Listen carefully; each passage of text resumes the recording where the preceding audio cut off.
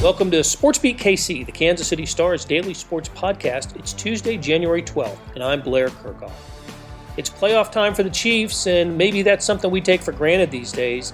After all, this is the franchise's sixth straight postseason appearance. They carry the title of Super Bowl champion, and they're the favorite to win it all again this year. These are heady times in Kansas City. But let's not forget where the Chiefs have been.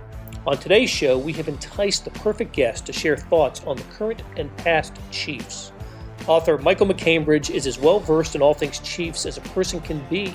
He grew up a Chiefs fan here, worked for a couple years at Arrowhead Stadium, and knows the history of the organization about as well as anyone.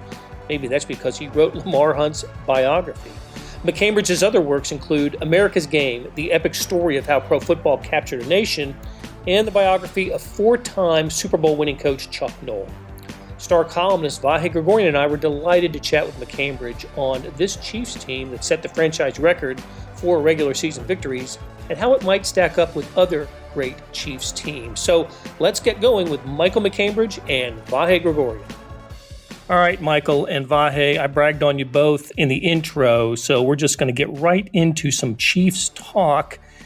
And Michael, the last time we had you on the show, you didn't sound great. And that was completely our fault. What you said was great.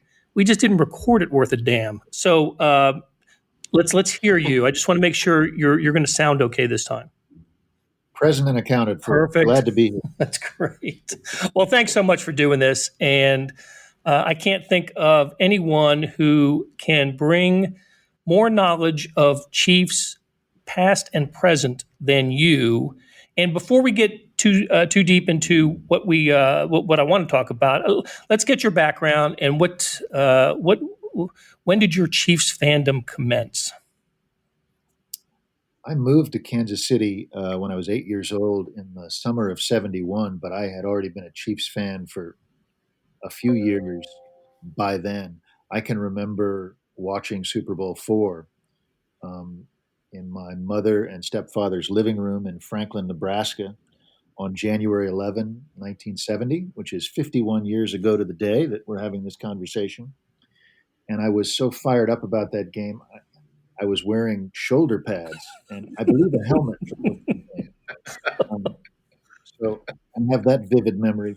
And we moved to Kansas City in '71, and I was just working on another writing assignment today and was recalling that I had attended the first football game I ever played at Arrowhead against the Cardinals in the preseason of 1972. So I graduated in '81, but have come back to Kansas City often since then. My mother no longer lives in Kansas City, but in a real sense, when I go back, the Harry S. Truman Sports Complex feels a lot like home. So were you more Chiefs than Royals as a youngster, or equally into both? Well, it was really hard to be deep into the Chiefs in the mid '70s for obvious reasons you're aware of. But I would say that football was my first love, but also, went to a lot of baseball games, a lot of Royals games, and, to grow up in the late '70s in Kansas City, that was a time that was defined by the Royals' quest to topple the evil empire. Which was finally done in the 1980 playoffs. So there were a lot more baseball memories from my high school years than football memories, although I did work for a couple of seasons at Arrowhead in a polyester leisure suit, nominally working crowd control, which where I was and my stature at the time usually meant just calling for backup if there was a fist fight in section 328, which there often was back then. It occurred to me that the farther you got away from the field, hence 328, you were more likely to see some fisticuffs going on. I feel the need to chime in here with my own background in security work. Please do. As part of the Spectagard group in Philadelphia that actually worked the Philadelphia Stars games as the team managed and run by Carl Peterson. But more to the point, the motto of Spectagard was deter and detect. So backup was really the thing. All right. So before we get moving, I'll share my my stadium employment story. When I was 13 and 14, I sold sodas at North Carolina State football games, just going up and down the stands. Ice cold Coca-Cola, ice cold. So for like 50 cents, I'd sell a Coca-Cola, and then the guy would buy one and then pour half of it out and pours bourbon in it. So it was like, wow, that's what people do with Coca-Cola. So anyway, all right, on to the business at hand. The Chiefs head into the divisional round on Sunday against the Cleveland Browns, of all teams, the Cleveland Browns. And this is not the first time that the Chiefs enter the playoffs with the best record, not just in the AFC. They're the top seed, of course, in the AFC, but in the NFL. They were 14-2. Packers were 13-3. Chiefs ended up with the best record in the NFL. By my count, this is the sixth time in history of the AFL and the NFL that the Chiefs had or matched for the best record in professional football. Did not always work out well for the Chiefs. It did early on, but not always well for the Chiefs. So, Michael, if you can take us down memory lane a little bit, especially in the 60s, those years of Chiefs finishing with the best record in the AFL, those did work out for Kansas City. Well, I also think we need to remember that the playoff seeding system was not nearly as sophisticated. And so in both 1962 as the Dallas Texans and 1966 as the Chiefs, they had the best record in the AFL, but still had to play the AFL championship game on the road. In 71, they tied the Dolphins for the best record in the AFC, but because the playoffs then were in a rotation system, the wild card team that year, the Colts, got to play the division winner with the worst record, the 9-5 Cleveland Browns, while the Chiefs and Dolphins staged their double overtime epic. So the seeding system that we all know and are comfortable with developed after that year, and after a year later in 72, when the Dolphins were undefeated but had to go on the road for the AFC Championship game to Pittsburgh. Those 2 years, I think, were the beginning of a change in the consensus and a feeling that home field advantage was something you earned. And by the end of the 70s, certainly by the time the Chiefs were relevant again, that was the system. So then you've got 95 with the inexplicable loss to the Indianapolis Colts, about which I think we all agree no more need be said. Correct. That is one of the coldest times I've ever been, coldest experiences I've ever had. And I think it was after that game that I realized, I internalized deeply, you need to bring cardboard with you into the stadium on cold days, or your feet are just going to be ice blocks, which is what mine felt like. Then in 97, of course, the way the playoff system worked out, the Chiefs' divisional round opponent was the Denver Broncos, who had the second best record in the AFC because you played the wild card that survived. They were the lowest remaining seed, even though they were 12-4 and the Chiefs were 13-3 that year. So it didn't work out well. Neither time. 0-1 for the Chiefs in the playoffs in those years. And correct me if I'm wrong, but Bono was the 95 quarterback. Gerbach was the 97 quarterback. And then those were the only 2 years that the Chiefs were obviously not the only 2 years they were number one seed, because they were number one seed in 2018 and won the first playoff game, lost the AFC Championship game, of course, to the New England Patriots. So, Michael, is there a different sense about this team, this season, this 14-2 best record in franchise history edition of the Chiefs? I guess it's silly to try to compare to how we thought we felt, in 97 or 95 and back in the 60s. But I'm trying to get a sense of just how confident people who know the Chiefs well are in this team as it goes forward in the playoffs? What would you say your confidence level with this team is? Well, I'm from the Midwest, so I'm not one to talk a lot of smack. But I feel more confident than I did when Steve Bono was the Chiefs quarterback. And I feel more confident than I did when Elvis Gerbach was the Chiefs quarterback.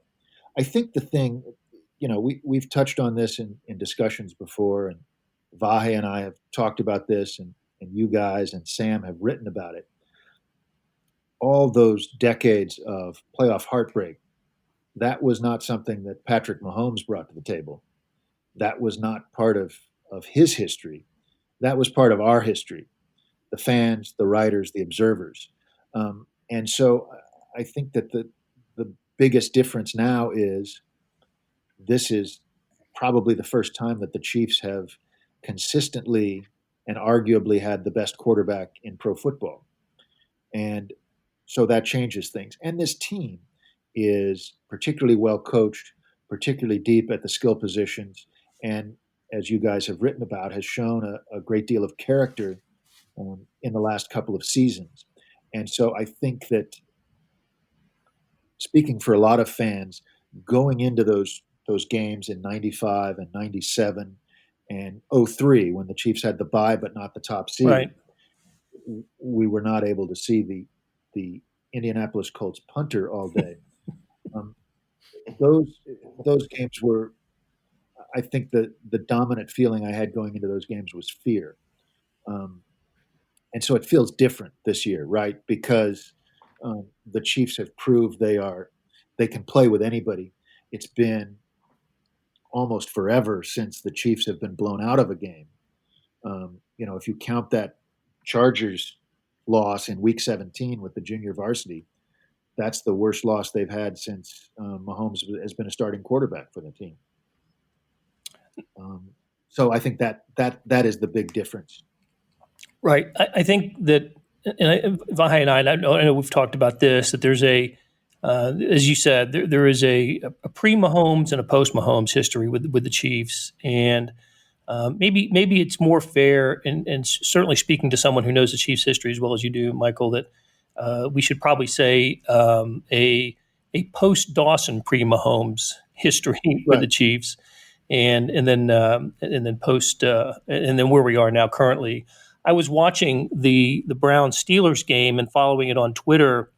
And of course, the Browns got off to that incredible start, right? 28-0, 35-10 at halftime.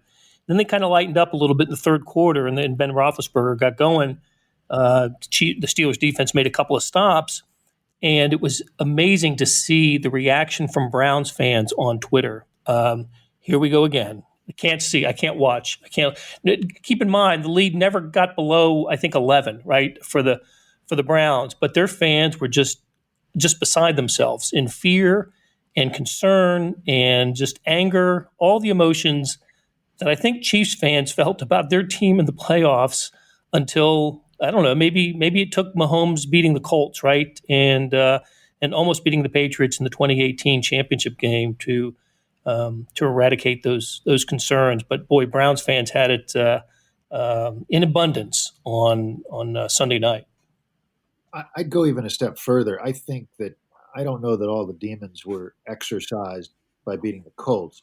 I think that Texans game was the evidence that something had changed. When you can come back from 24-0 down and win going away, that to me was the game that felt different, because it also sort of it got beyond the heartbreak of losing the coin flip and the offsides penalty and all the other elements that led to the heartbreaking loss in the 2018 AFC Championship game. Michael, one thing I've always wondered, and I think I saw it this way at the time, but it was just, a supposition really. Did you, after that Patriots game, did you feel like that was just another in the hideous pile of postseason things that reinforced that feeling? Or did you, I felt like it was still the start of something. I can honestly say I felt that at that point, that it was a signal of better days ahead. But I wouldn't know what it was like to be enduring that for 50 years either. Well, it was definitely, I think we talked about it at the time. It was definitely hopeful, but at the same time, you had to start wondering how many times a team could get home field advantage in the playoffs, and how many times a team could get a bye and still not get to the Super Bowl. And last year, of course, was 50 years since they'd been to the Super Bowl. And I think that there was certainly some feeling among the Arrowhead faithful in the first quarter of that Texans game that here we go again. Yeah. But after that, and here's the thing, after that, I was at the AFC Championship game, and even being down 10-0 and 17-7, I didn't have the same feeling of dread that I'd had because, we now have the magic unicorn quarterback, and we saw what he could do, and he did it again. Same thing with the 49ers in the Super Bowl. I didn't feel as the sense of dread that I had felt before that Texans game. Makes sense. I can remember feeling after the AFC title game that the Chiefs lost and didn't get a chance to win. And that, I think that made it maybe more palatable to Chiefs fans, that it was certainly the D Ford offsides, and then the coin flip, right? It was two things. If the Chiefs win the coin flip, they're going to win the game. If D Ford's not offsides, Chiefs are going to get the ball and have a 99% chance of winning that game. I just, my sense was, and boy, Vahe, you and I have talked about this. There was almost a 2014 Royals comparison to be made with the 2018 Chiefs, that really unfulfilled destiny of a team that it could have won. It was good enough to win it all, but came up just short. I think we can all, maybe this is folly thinking, but Chiefs had lost to the Rams in that wild Monday Night Football game during the regular season that year. I thought they would have taken care of the Rams in the Super Bowl. Easy to say, and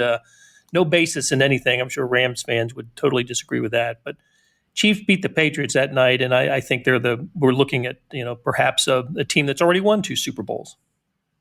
Right. Agreed.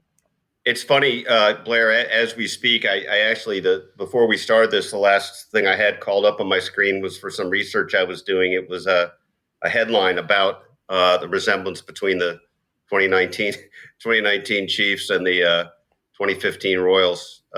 Current vibe reminiscent of chemistry that buoyed KC Royals to magic run. And part of that, of course, all these parallels are a little forced, but it was definitely what you just said. Sort of part of that was kind of that preamble. Yeah, I've written that too. Boy, we're going to feed off of that for a long time, I believe. It's just just how we roll. Hey, let's take a quick break, and we'll be back with Michael MacCambridge and Vahe Gregorian. Hey, it's Blair. We have a special subscription offer for SportsBeat KC listeners, unlimited digital access to the Kansas City Star's award-winning sports coverage. Sign up now for 1 year of Sports Pass for access to all the sports news, features, and columns presented on the kansascity.com site, and it's only $30. That's a 40% savings off our regular rate. Your subscription will automatically renew after the initial term at $50 unless you tell us to cancel. Your subscription helps support the sports coverage of kansascity.com and the Kansas City Star, and that support has never been more important. Please visit kansascity.com/SportsBeatKC offer to get this special offer. And as always, thanks for listening. Okay, we're back with Michael MacCambridge and Vahe Gregorian. We're talking Chiefs, playoff week, divisional round. Cleveland Browns are the opponent on Sunday, 2 p.m., or as Sam McDowell reminded me, 2:05 p.m. Better get that right. 2:05 p.m. Sunday kickoff at Arrowhead Stadium. There will be, 17,000 fans in the building. I don't know. What do we make of the Chiefs going 8-0 on the road and 6-2 at home? I guess we have to throw one of those out, right? With the home finale was against the Chargers and the starters didn't play. But there is. I mean, their 2 losses did come at Arrowhead. Again, does Patrick Mahomes change everything? Just even silly things like this? Well, I think what we what we know, the data that is clear is the Chiefs are just as good on the road as they are at home, but you'd still rather be at home. And Andy Reid has an excellent track record coming off a bye week. I know there's been a lot of talk about the Chiefs playing it really close to the edge, 7 straight victories by a touchdown or less. But when I look at this season, I think the consensus 4 best teams that the Chiefs have played this year are the Ravens, the Bills, the Buccaneers, and the Saints. And when I look back at those games, the one common theme that runs through those 4 games is not just that the Chiefs won all 4 of those games, but they had a stretch in each of those games where they totally dominated the other team. I mean, they got down to Baltimore 3-0 and scored 27 of the next 34 points. Buffalo scored to go up 3-0 in that game, and the Chiefs wound up 23 of the next 30 points. Same thing with Tampa Bay. They jump out to a 17-0 lead, and then the Buccaneers start to rally, and by the end of the third quarter, it's 27-10.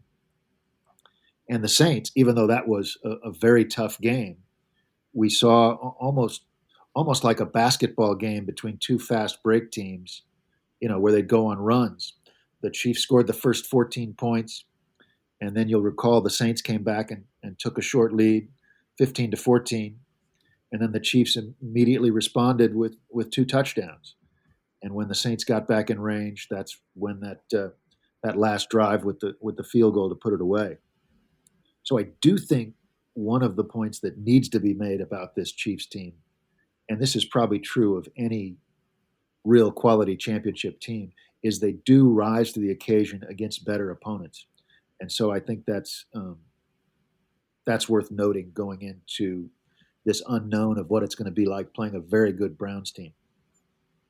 I love that observation. Of the 240 minutes in those 4 games, what did they led for 225 of them? I mean, it's and not only that, all of them were on the road, and they were against Josh Jackson, Josh Allen, Tom Brady, and Drew Brees. So all 4 teams remaining in the playoffs, and in fact, those teams meet each other this week, right? Ravens, Bills, and Bucks and Saints. You're absolutely right, Michael. They played their best football against the best team. So while I'm looking for nits to pick against how they performed against the Panthers and the Falcons and the Broncos and others, they really did have just moments of excellence during the games against the very best that they played this year. I think that's what you want. If you're pulling for a team, I think that's what you want to see from your team. You don't want to play your best game of the year against the Jets or the Falcons, that's for sure. Right. I'll have to look up Mahomes' stats in those games, but he was the winning pitcher in all 4 of them. And right. And I know, in the Ravens, he was throwing touchdown passes to Anthony Sherman and Eric Fisher, and and just had some, he had some great numbers in those games. So who knows? So I take off the table the question I was going to ask about concerns because of the way the Chiefs finished the regular season. The Week 17 game against the Chargers notwithstanding, they didn't play their best ball at the end. Mahomes' stats were different. I think Sam Mellinger's pointed out that defenses played the Chiefs a little differently. The Falcons deserve a lot of credit for the way they came into Arrowhead Stadium with absolutely nothing to play for, and coach had already been fired. And the Falcons gave the Chiefs all they wanted in that game, and I think maybe at that point, so that's Week 16, Week 17, they rest the starters, and so I don't know. The national impression seems to be that the Chiefs are still the Super Bowl favorite. They are the betting favorite everywhere. They would be favored against any NFC team in the Super Bowl. But maybe it was tempered a little bit by the way that the Chiefs and Mahomes played in the last few weeks of the season. Do you buy that? I do, but I also think from the standpoint of a Chiefs fan, very happy about Cleveland upsetting Pittsburgh. The two teams that I'm most concerned about in the AFC are the Bills and the Ravens. And without that Cleveland upset, the Chiefs would have been looking at a situation where they had to beat both the Bills and the Ravens twice in the same season to get to the Super Bowl. Because they beat them both in the regular season, they would have had to play the Ravens this week, and then if they won that game, likely play the Bills for the AFC Championship. So no disrespect to Cleveland, which, as Sam Mellinger has pointed out, could beat the Chiefs, but I am glad that Buffalo and Baltimore are going to be beating up each other this weekend, so we don't have to play both of those teams back to back. Right. I don't think it's lost that the Chiefs ended up beating two teams in the AFC playoffs last year that had defeated them during the regular season in the Texans and the Titans. Exactly. But I also believe that this team is, I don't know, maybe I'll go ahead and say it. I think they're destined for greatness this year. I think the whole offseason was about this team's ability to win a second straight Super Bowl. The moves that were made, the free agent signings. Look, there were some unexpected twists and turns.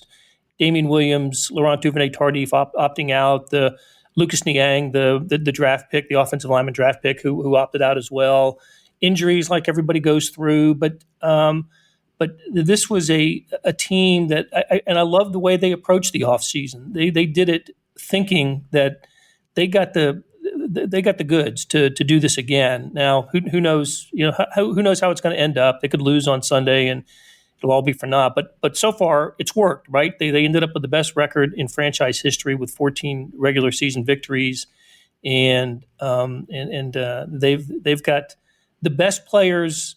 They've got some of the best players at their positions in the NFL, and probably more of those than anybody else left in the playoff bracket. Well, more than anybody in the NFL this year. When you look at Mahomes and Kelsey and Hill and Tyrann Mathieu and a couple others, is in the top three anyway of the players at their position, and I just think that gives them an advantage against whoever they play. So if you had to break, go ahead, Michael. And one of the best coaches, and also I think you can't stress enough, they should go into that Browns game as healthy as they've been in more than a month. And probably Mitchell Schwartz isn't coming back, but you could have Clyde Edwards-Helaire back. You guys have returned to this topic a couple of times on the SportsBeat podcast, but a healthy Frank Clark is a completely different player than an injured, walking, wounded Frank Clark. And, I admire his resolve to play when he's dinged up and banged up. But when he's got that extra gear, he is really a difficult player to defend, especially when you've got Chris Jones also in there that needs to be accounted for. And I think Sam McDowell pointed this out in Monday's podcast. The Browns had a great 1-2 rushing combination with Myles Garrett and Olivier Vernon, but now Vernon's on the shelf. And so if Frank Clark and Chris Jones are both good to go, that could make a big difference.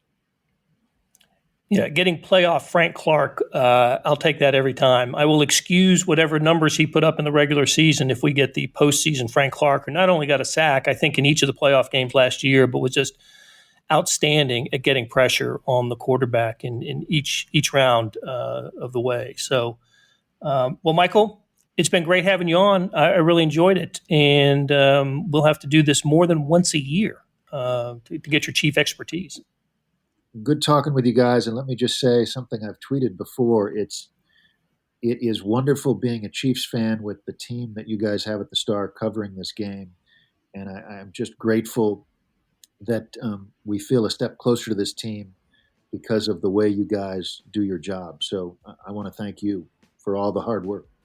Well, thank you, Michael. Appreciate you saying that. Vahe, good talking to you again, and we will do this again soon. We'll have a SportsBeat Live coming up on Thursday, 9:30 a.m. Be sure to tune into that. So for Michael and Vahe, so long, and we'll talk to you again soon.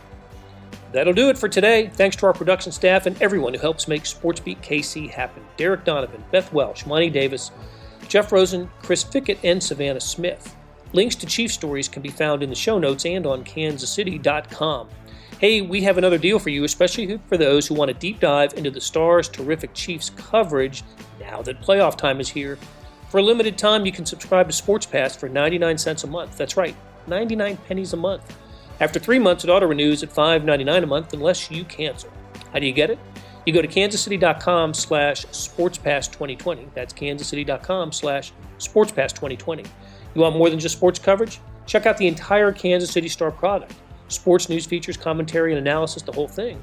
You get all the stories written by my talented colleagues, plus additional news, sports, and business coverage with the e-edition. The details for all of these deals can be found at account.kansascity.com/subscribe. And if you're having trouble hunting down any of those offers, send me an email at bkerkhoff@kcstar.com, and we will get you to the right place. So whether it's the Sports Pass or the full subscription, you're getting and supporting the best sports and news coverage in Kansas City and helping us produce programs like SportsBeat KC. Thanks for listening, and we'll be back on Wednesday with another episode.